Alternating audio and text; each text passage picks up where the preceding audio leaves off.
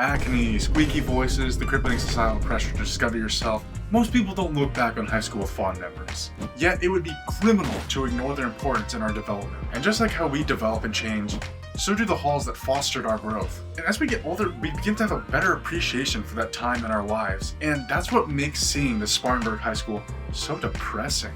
How was the finest rural school in Randolph County reduced to a carcass of its former self? So before this Spartanburg High School was even conceived, there was another one built all the way back in 1815. In order to heat the building, they would have to take hot coals from outside and then bring them inside. By 1865 though, Greensfork Township would have 13 unique schools. But as regulations go, these schools were consolidated into one big, 3-story, 8-room, massive building, the Spartanburg High School. Now by 1939, the Spartanburg High School had pretty much cannibalized all these smaller schools, leaving it to be the biggest and most dominant school in the area, being so big that it even received a WPA grant. This 1939 grant would fund the construction of a gymnasium/auditorium which could connect to the main structure via a 2-story hallway. Renovations would have the unfortunate side effect of having to replace the old stage with a new stage, which caused spectators watching games on the court to have to watch from a balcony 25 feet above it. All of these improvements and the fine schooling earned it the title of Randolph County's finest rural school. For a time. 1958, Indiana State's Reorganization of School Corporations passes new guidelines for school districts. Number 1, a district must have a resident school population of at least 1,000 students in terms of average daily attendance. Number 2, adjusted assessed evaluation of at least 5,000 per student in the daily attendance.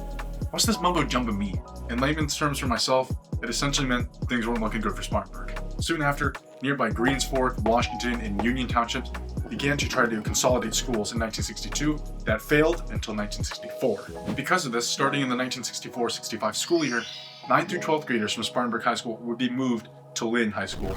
But they would gain the 7th through 8th graders, so it was sort of a plus. And now this wasn't the end times for Spartanburg High School. The end was in sight.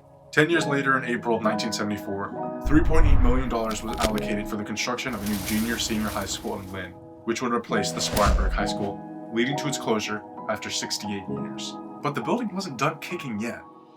In '76, in fact, the building was actually sold to Williams Manufacturing Company for only $21,000. The company would retrofit the gym into a factory where they produced hay feeders and gates. But after its time as a factory in old Indiana tradition, it was turned into a corn crib.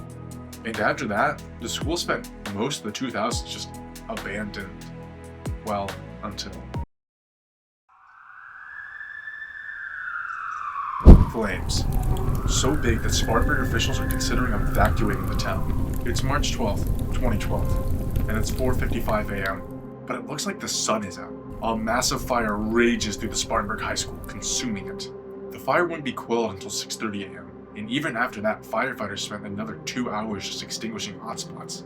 After that morning, all hope for the building would burn up in that fire. Just like us, we continue to grow and develop until our stories eventually come to an end.